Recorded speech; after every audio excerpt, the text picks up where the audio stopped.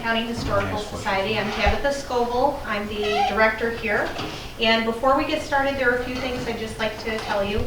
If you haven't silenced your cell phone already, please do that. It is a little distracting when it goes off during the program. We do have a visitor's log in the back corner of this room. If you did not sign the book when you came in, please sign it on your way out. We do keep track of where people come from and how many people visit us. There are refreshments on the table. Feel free to help yourselves. And I'd like to talk a minute about membership, just because I don't always, but now would be a perfect time to.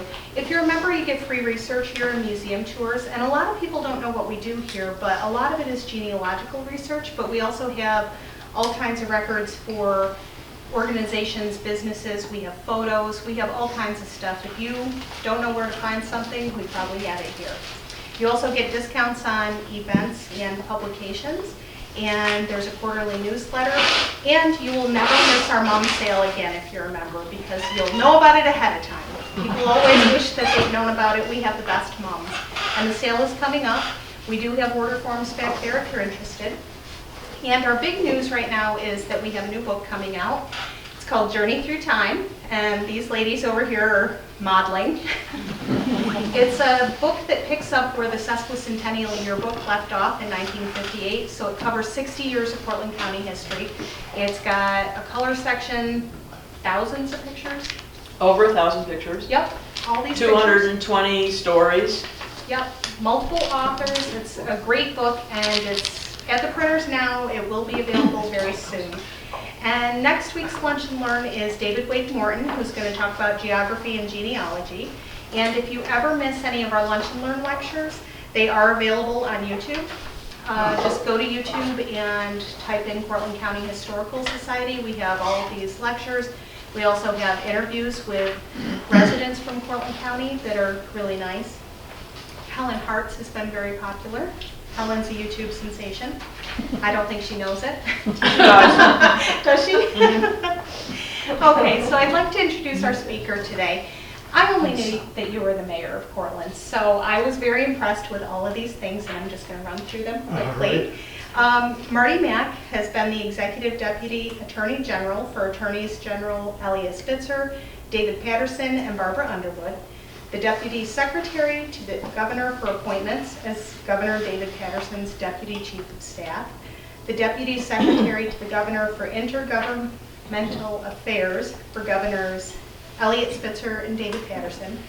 He was a partner in the law firm Meldrum & Mack, and I don't know if you noticed, Marty, but we got a new gift in the Research Center just a week or two ago. Oh, and yes. That was my desk. Yes.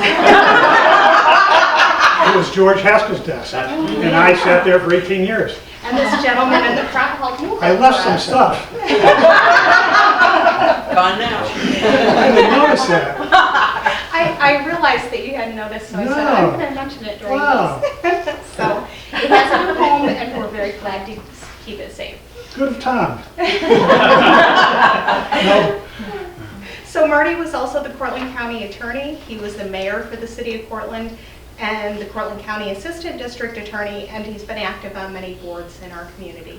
So thank you for coming today, Marty. Thank you. It's a pleasure, and we can't wait to hear about Oh, I appreciate the invitation. It's fun to do this.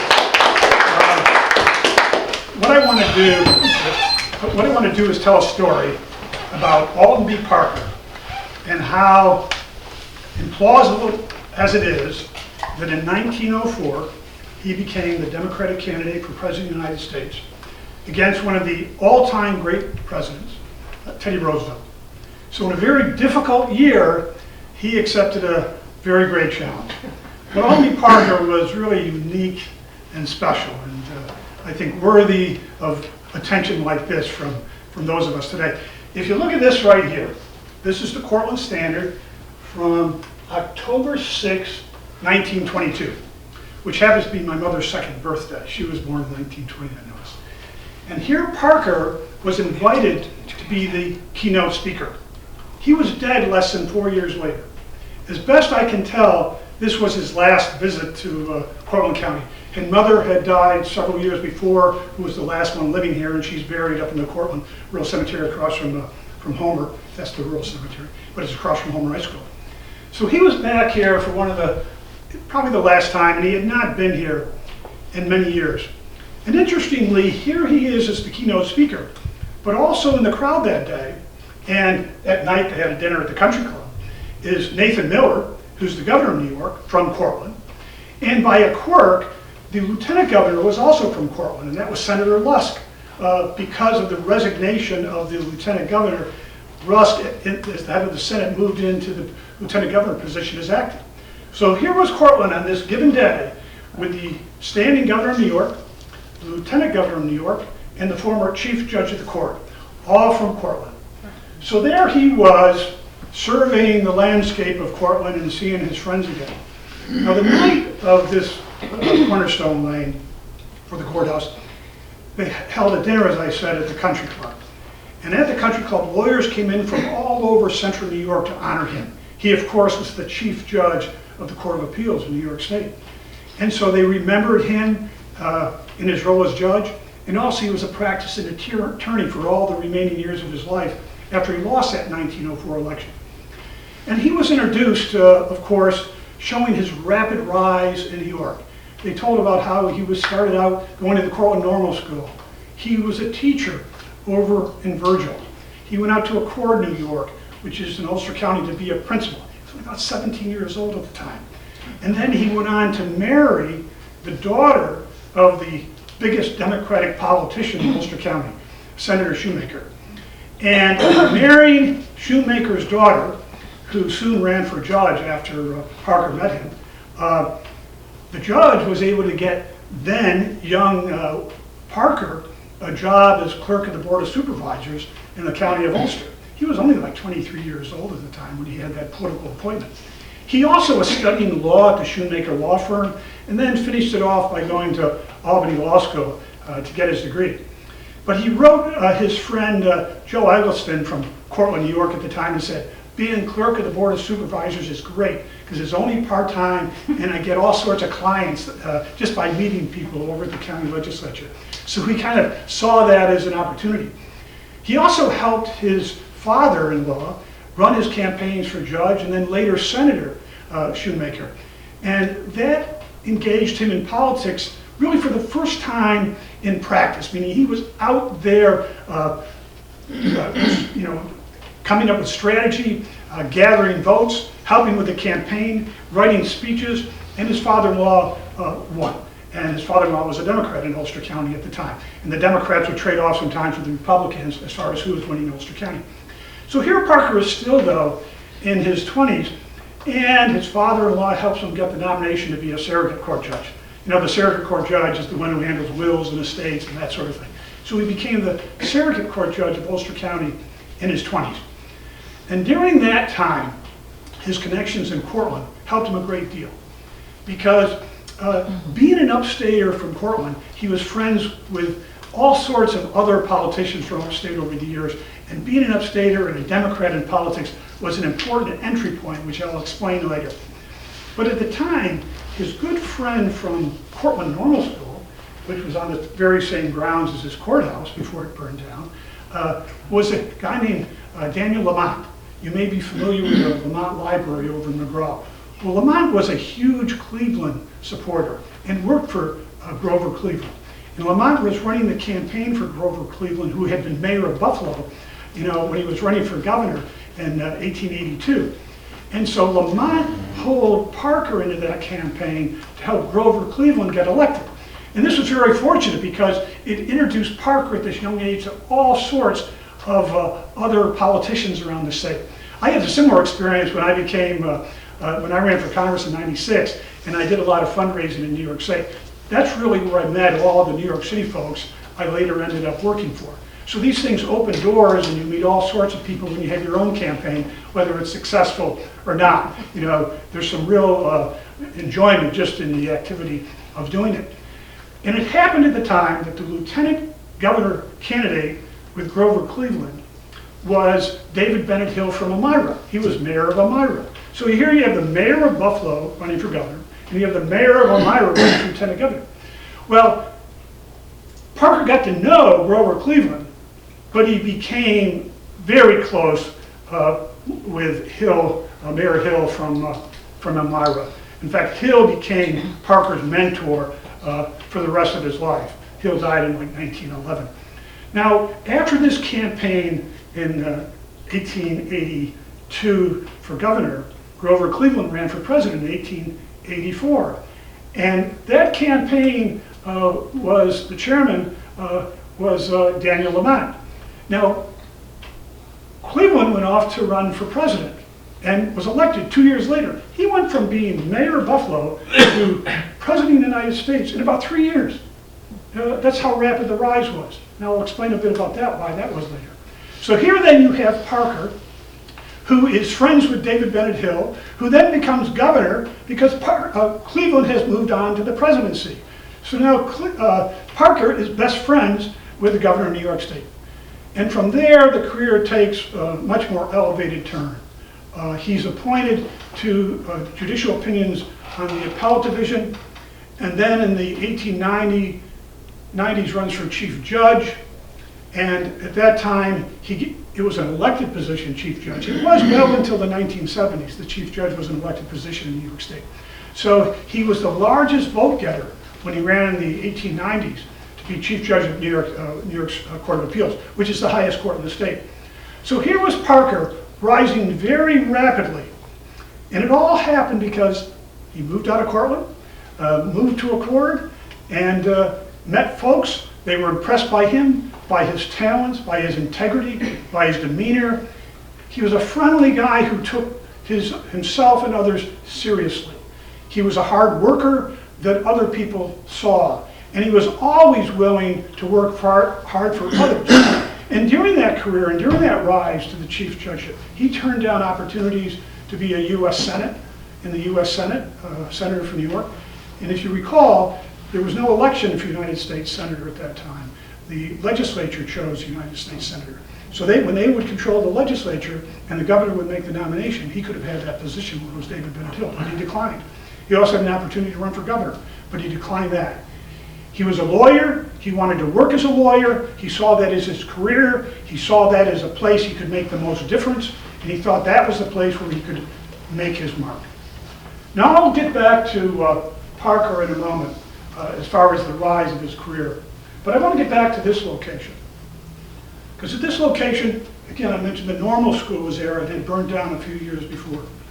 Well, interestingly, Parker was sitting in that same courtyard in 1867 when they were dedicating the Cortland Normal School.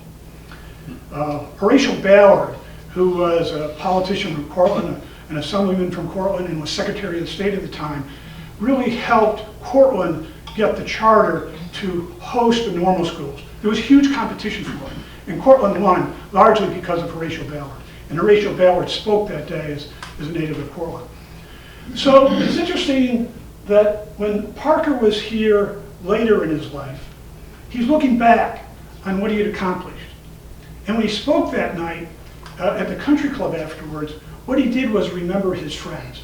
He didn't speak about his career. He didn't speak about his accomplishment.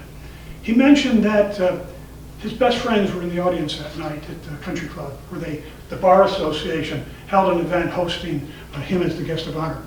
And he mentioned my friend O.U. Kellogg over there, who this room is named after, who foundation funded this place. He mentioned my friend O.U. Kellogg is sitting over there. And he was one of the best friends I ever had. He was also one of the best lawyers I ever met. And I miss O.U. Kellogg every day.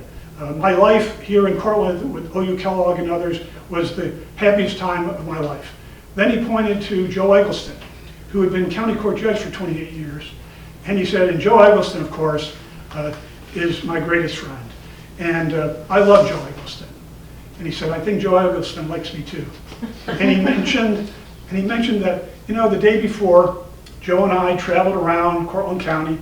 We went out and visited our neighboring farms, which are out on the Groton Road. And we walked around the grounds, had great memories. And we recalled that when we were kids going to the Cortland Academy, which was on the same grounds as the normal school, which is the same grounds as the courthouse, he said we recalled that our dads would take turns taking us in the carriage down to the academy, on Monday and picking us back up and bringing us home on Fridays. And it was a 4.7-mile trip. So that trip would be taken every week. And while they were going to be Kathy during the week, they stayed at Joe Eggleston's aunt's boarding house, which was on Port Watson Street, which is now the home of Rite Aid. It used to be the Imperial Tavern for that location. Well, that was where he stayed during the week. And he used to go ice skating down in the Tioga before there was flood control. Flood control was to keep those waters, in the river, but they froze nicely in winter, but they also entered your cellars in the summer before there was flood control. So we talked about these things that were so important to him. And he then recalled how they had gone to the Cortland normal school together and had been a member of their first class. So if you think back to now, when Parker is sitting there in 1867, he was born in 1852, he's sitting there listening to Horatio Ballard give the opening address on this great school. And he's looking around at all his friends, and the most significant event in his life then, and probably for the remainder of his life, was the Civil War. The Civil War had brought havoc to Cortland County like it did to the entire nation. Cortland lost 1.5% of its men in that war. It's a huge number, not of men, it's the entire population. During the Civil War, the population of Cortland actually diminished by several thousand.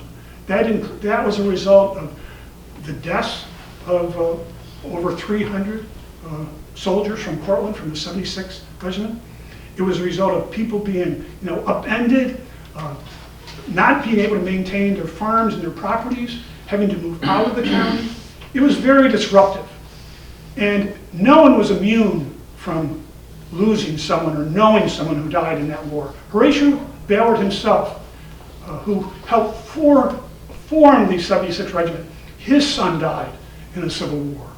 Now, over half of those who died from combat. The other half died from disease. But nonetheless, of course, that's a casualty of war. Disease was always, a huge danger during war because of how disease spread within camp and how inadequate the medical care and medical science was at the time. So here was Parker looking around. Finally, there was something to celebrate. Here was a normal school, and Horatio Ballard said that the future belongs to those who go to schools like the Cortland Normal Schools. It belongs to the educated. It's through virtue and knowledge that government will survive and thrive and our country will grow. He said it doesn't belong to warriors in the field. We don't need a standing army to enforce the law. We need educated men. We need educated population. And this normal school is all about. And if you read Parker's writings later, when he would speak at events, he would amplify those same thoughts. A very Jeffersonian thought, that the virtue of the people will preserve the government of the nation. That was essentially their view of how government would operate. It's dependent on each of us, and that was always his speech. So here is Parker remembering all that and looking ahead, thinking, what is my career going to be? What will happen to me? What will my life be like? He had a huge opportunity also, because with the loss of so much life, the loss of a huge generation of young men, the door opened more quickly than it would have otherwise opened for those who were not of age to fight in the war. Even though in Cortland, the men who died in that war were from age 15 to age of 52. But more men, of course, died in the Civil War than in all wars combined until the Vietnam War. World War II, Cortland lost 75 men, a large number, but over 300 men were lost in the Civil War, in a much smaller population. So Parker was entering the world in his teens as a man where there were many more opportunities. And also the war brought huge change, not only in Cortland County, but across the country.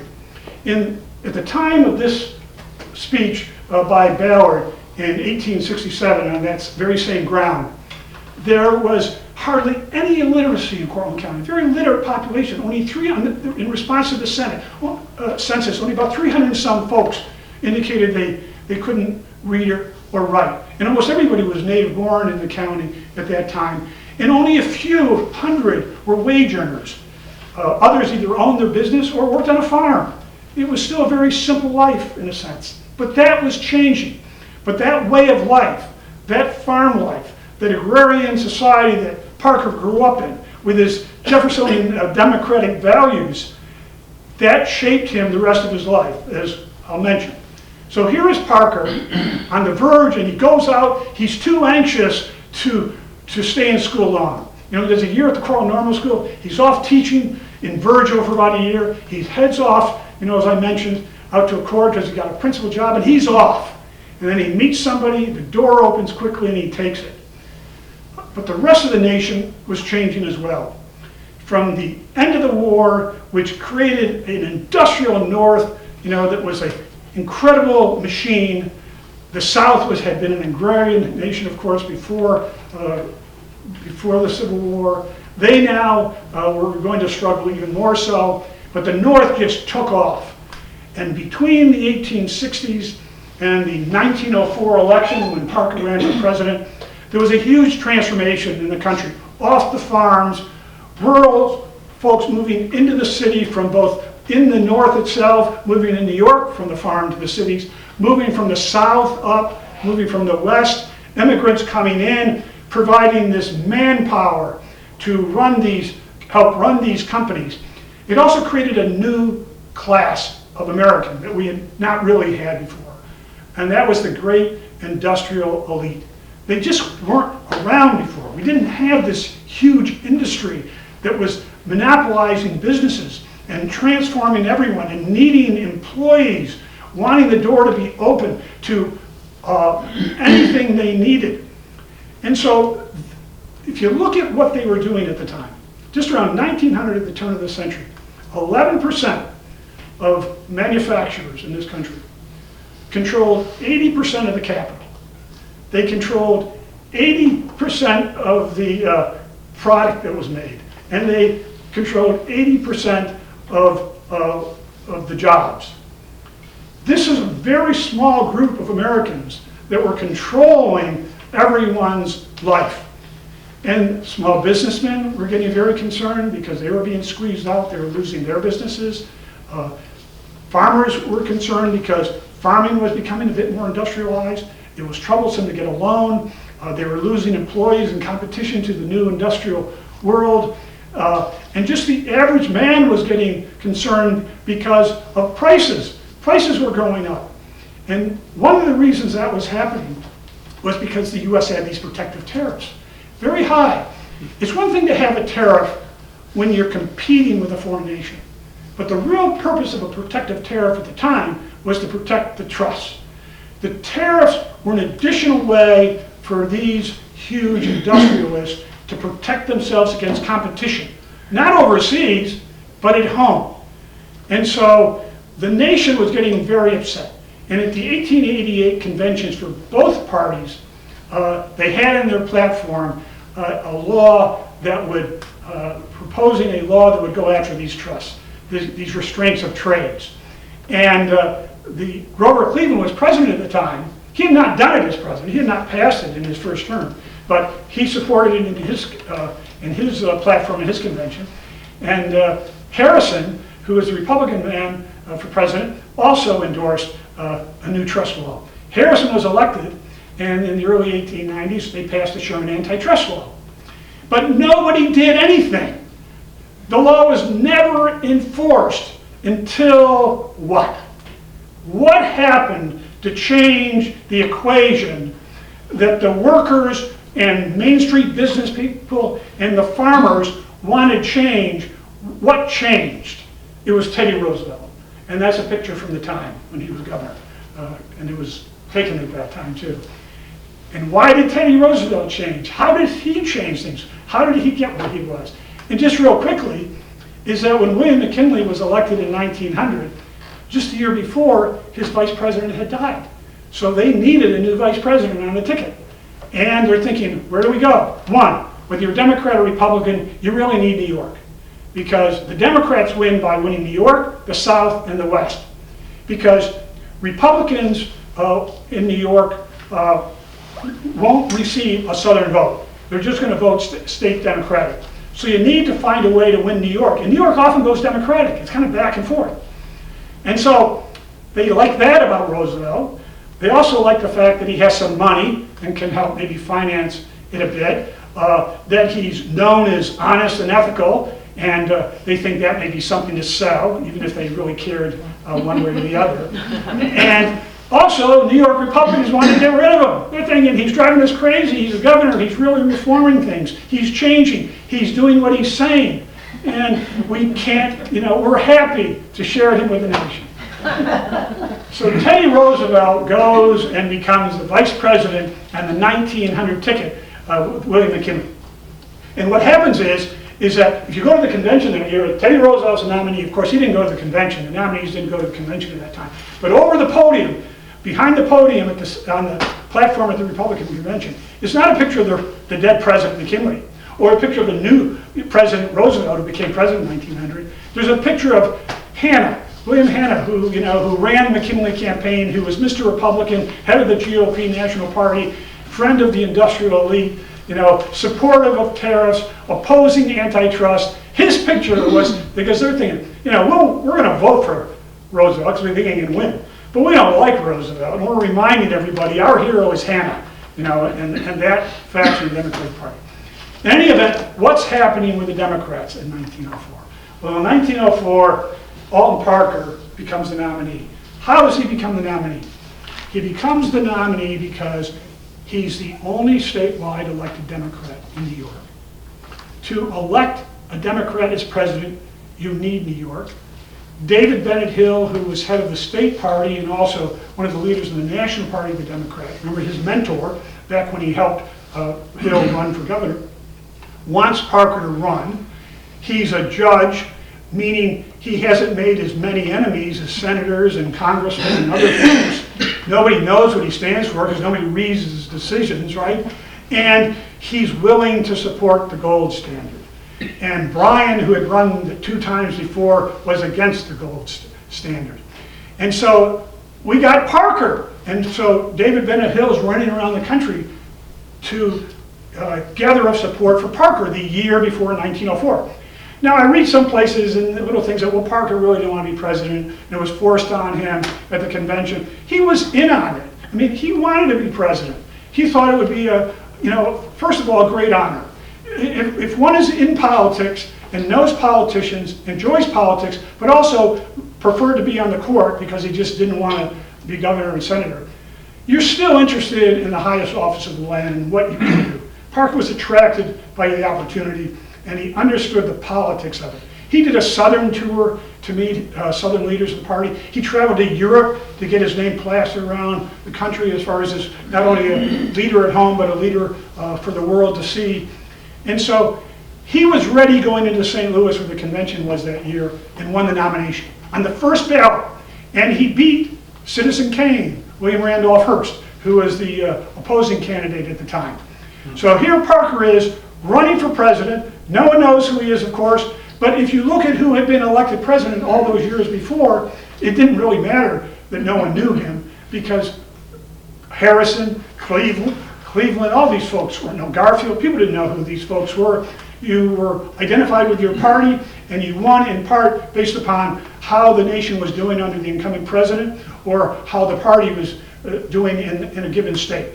But one of the real reasons also, there were so many upstaters who were holding a statewide position in New York, is because this was all before one man, one vote. And the way we elected senators and assemblymen and the way the districts were apportioned were very unfair. Rural New York was very overweighted in the control it brought to the Assembly, the Senate, and to the political conventions. And there were no primaries. So if you were a mayor in an upstate city, you had a better chance of being president than 90% of America. I always like that fact. But that was at that time, not later. But it was true. The mayor of Elmira, the mayor of Buffalo, Tilden lived outside of Albany. All these guys were upstaters. It was a creature of the time. So Parker's the nominee, and the campaign starts. And it was a tough campaign for Parker because Roosevelt was an incredible man. During his term as president all year, for the almost 4 years he was there, he enforced the Sherman Antitrust Act. He went after Northern Securities, which was a company with J.P. Morgan and Hill, the railroader, to consolidate the railroads out west. He went after them. He created the Bureau of Commerce and Labor and the Department of Bureaus within there to look at corporation power, to look at whether or not they were complying or not complying with the Sherman Antitrust Law, which again was focused on restraint of trade, that unfair competition. Roosevelt, like Parker, was kind of a believer in classical liberalism too. Not in the sense that's used today, I'm a liberal, I'm a conservative. Classical liberalism was kind of laissez-faire, in the economy, was, put your emphasis on education, but not on fair competition. And there had been a long tradition in the states of antitrust common law, which could be enforced against those companies who were, in a sense, violating the laissez-faire philosophy by consolidating and grouping and taking power. But there was no federal common law. And so if the states weren't acting, the federal government needed to act, and Teddy Roosevelt acted. His whole theory was a square deal, meaning I'm going to treat the worker good, and I'm going to treat companies good. But you got to obey the law. Worker, you got to obey the law, and companies, you got to obey the law. The square deal. Also, when he was president, first president to step in and mediate a labor dispute. The 1902 coal miner strike was threatening to shut down the country in the winter of 1902 because so much of the coal states were dependent on coal. And never before had a president stepped in as a mediator, a middleman. Presidents have stepped in the past to bring injunctions, lawsuits, to shut down labor, favor the owners, and then crush the labor union. He invited labor and together with the mine owners and forced on them by his own will and by cleverly using public opinion to get them to agree to mediate the dispute. Teddy appointed the mediators and saying, these are my mediators and these folks have agreed. We haven't agreed, but he's already announced it. So he got that settled. He invited Booker T. Washington to the White House. First African American to ever be at the White House as a guest. And the southern states rebelled. They're saying, this is a slap in the face of the entire South because this is social equality. And as you know, Mr. Roosevelt, social equality is against the law in the southern states. That's our way of life. You're inserting politics into a public discussion when all it is really is a states' rights issue on how we deal with this issue. And you're stirring up people who are otherwise happy. Well, Teddy Roosevelt went along with that. Now, what was happening in the South at the time is they were disenfranchising blacks during the end of the 1890s and into the early 1901, 1902. They were all passing laws basically eliminating the right of blacks to vote by having all sorts of tests and taxes that whites could pass and could always pay, even if they didn't pay and even if they didn't pass.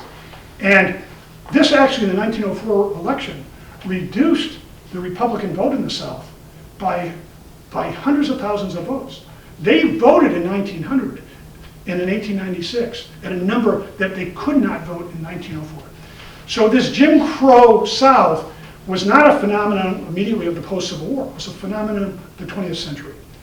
So here Parker is running against, really, he supported the gold standard loosely. He understood that gold caused the problem because it was based on the gold supply, and at times the gold supply shrunk. When there was a panic, you couldn't expand the money supply. Nixon went off the gold standard. It really constricted when times were tough. And it also, when it was constricted, interest rates went up, the farmers couldn't pay their bills, they would go bankrupt. The average man was really hurt. At that time, great wealth and power protecting the trusts, gold standard, controlling the money supply, hurt the average guy, hurt the average farmer, hurt Main Street. But Teddy was kind of neutral on it, just because too, he was a Republican, his father was a Republican, and so it's kind of part of the faith. But he was honest in his view of how that worked. So the election, undramatic, two issues though at the convention. The gold standard, because Bryant kept the party from endorsing the gold standard. Another reason Parker was nominated, he supported the gold standard. They said, no, we're not going to do the gold standard. We're not going to endorse the gold standard, but we're also not going to endorse the silver standard. Parker, when he gets word of that, sends a telegram called the famous gold telegram back to the convention and says, the world needs to know I support the gold standard. If the delegates can't live with that, then they should refuse, then they should take back my nomination. Telegram on the front page of all the papers. Looks like Parker's very strong, standing up, very mad. And the convention says, oh heck. So they pass a resolution saying, okay, you can interpret the platform to mean what Parker wants it to mean, basically. And so Parker goes on. And at the end of the election, you know, it said, oh, these candidates didn't campaign, they didn't go out. Parker got on the stump and attacked Roosevelt for taking money from corporations, the very corporations that he's enforcing. His campaign manager is the guy who runs the Commerce Department and the Bureau on Departments that's doing the investigations, Cortland, who's doing the investigations of these corporations. And he's saying, but he goes beyond that, and not just saying it's inappropriate, it's wrong for the politician to also be the person, you know, doing the investigations. He says, Roosevelt made a deal that if they don't contribute, then he's going to go after them. And if they do contribute, he won't. And that never happened. Parker went a step too far in his allegations. And when Roosevelt challenged him on it, Parker, who was really not the best politician, kind of stumbled and didn't have a good response to it. He overstated what his issue was with that. But those were the two really dramatic events in the campaign, over the gold standard and his allegations. But he had a rally in Madison Square Garden that was attended by thousands. So he didn't just stay on his back porch. He did go out. He wanted to win. Like any candidate, and I've been a candidate, when you get in those last 10 days, you work even harder. And sometimes you see candidates who haven't done nothing, all of a sudden get the bug and start working with 10 days to go. Well, they're going to lose anyway. They start with 10 days to go. At home here, if you go look at the Cortland Standard during the 1904 election, every day from the 1st of September to the end of the election, there's a photograph on the editorial page of Roosevelt Fairbanks. His picture that they endorsed him every day of the election. And the entire editorial page consists of a cartoon attacking Parker and the entire page attacking Parker. So they went at it. So it's like Fox News on steroids, if you're on the other side. They went after Parker. You look at those pages, page after page. And then, right down to the last few days of the election, a group of local citizens, friends of Parker, are writing letters saying, look, why don't we just vote for Parker in Cortland, give him the honor and the courtesy of winning his hometown. It won't mean anything whether he's elected or not elected. And the Cortland Standard wrote back, absolutely not. You know, you've got to vote for Roosevelt. You've got to vote Republican. This guy, he's nothing but a phony. He's owned by David Bennett Hill. They couldn't attack Parker, so they always attacked Hill, you know, the former governor, the politician. So they were brutal. And in fact, as it turned out, Parker did worse than Bryant in 1904 than Bryant did in 1900.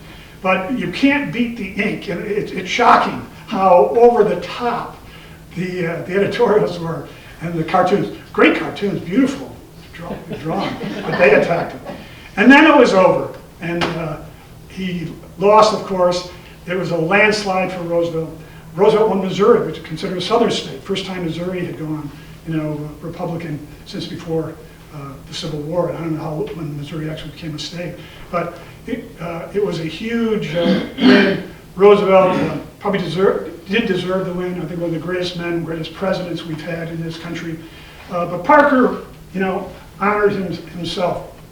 And when this one thing Parker received, when he received the nomination, he got this telegram that said, I just want to make sure I quote this right. It said, Mr. Parker, go read Luke 42:23.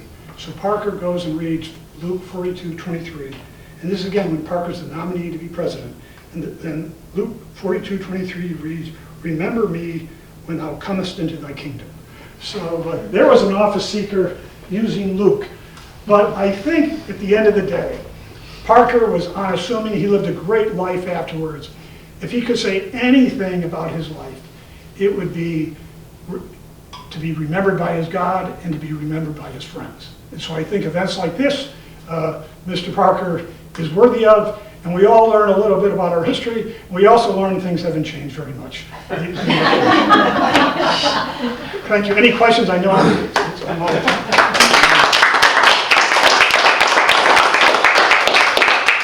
Did he not win any state? He won all the South.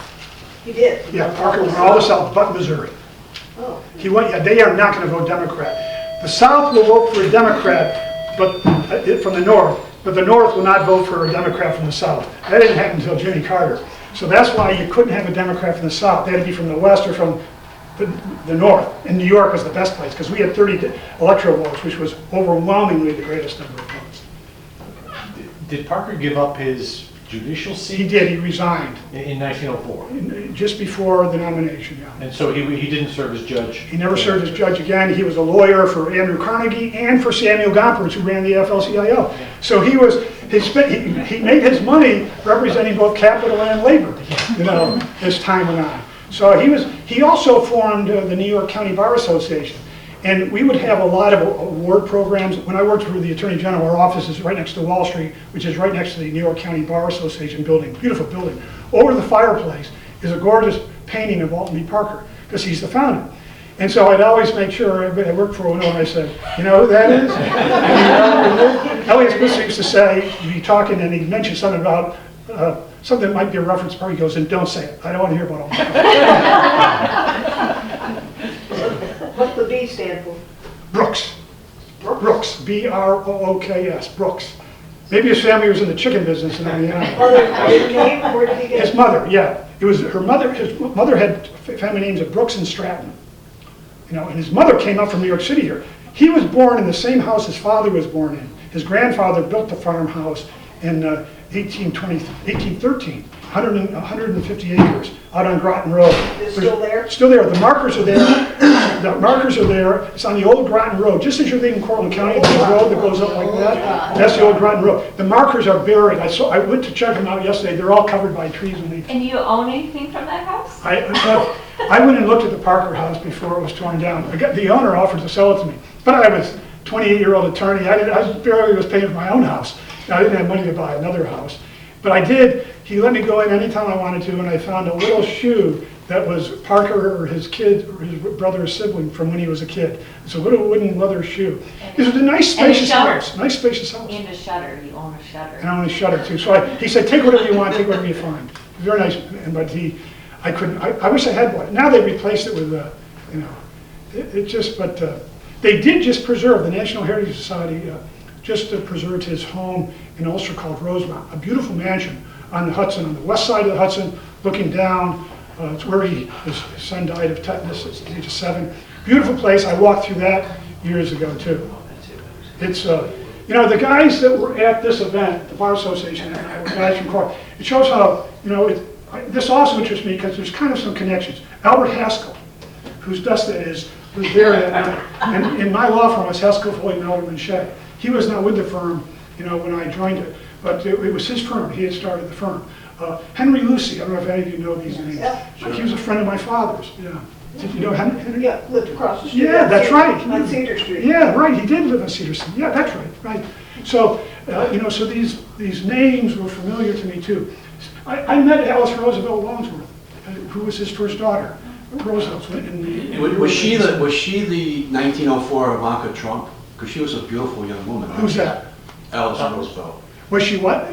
The Ivanka Trump of the 1904. No, not really. She was much more, in a sense, down to earth. I mean, she was raised by Teddy Roosevelt. You go to Sycamore Hill, those kids, including Alice, were out feeding chickens and raising pigs and riding horses and cutting brush. So she was a character, and she said what she wanted to. But I met her in her hotel. She invited us over to her hotel room, and she was just a sassy, interesting elderly woman at the time.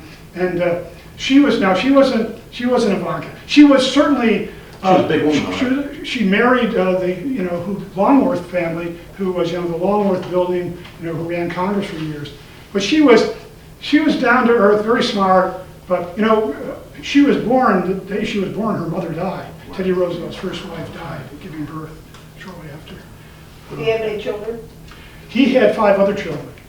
His one Well, Parker had just two. The one son died of tetanus when he was 7, and his daughter lived and became her last name is Hall. She's now deceased. But his second wife, he married a second time. His first wife died in 1917. He remarried 3 years before he died, and she lived until 1960. So she was a young woman. She was in her 30s when they got married. He was 74 when he died. He died in 1926. Where was he living when he got nominated? Was he living in Westchester or someplace on the Hudson, or was he? Who's that? Alton. Roosevelt? No, Alton. Well, he was living in Ulster County then, Roosevelt, yeah. He moved there really after, in the 1890s, he built he didn't build a home, he bought this famous house, and it's now registered. My wife. Walking out on you. Walk out on me. We're going to Wayham House. He got his biggest applause though. You know what his biggest applause was in his acceptance speech in front of all of his cronies down on the Hudson River? You know what he said he was going to do? Only run once, win once, and walk out. Well, the thing is, Parker said that in his Right. acceptance speech, yes. Roosevelt said it the day after he was elected, Right. much to his lifelong regret. He said he's never going to run again. Roosevelt was going to be the Republican nominee in 1920 if he had lived. He had rehabilitated himself with the party, wanted to run again, and he could have beaten Warren Harding at the convention. But he died in 1919. He went on this trip to the Amazon down the River of Doubt and just never fully recovered.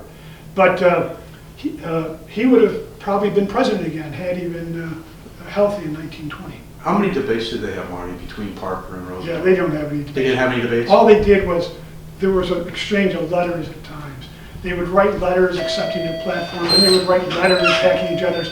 But Roosevelt responded when Parker went after Roosevelt, claiming that he's extorting money from the industrialists. He did raise huge amount of money from the industrialists. He actually gave money back to Standard Oil because he had prosecuted them. So he did give money back. That was a first for a president to give money back. Did Hearst give him any money? No.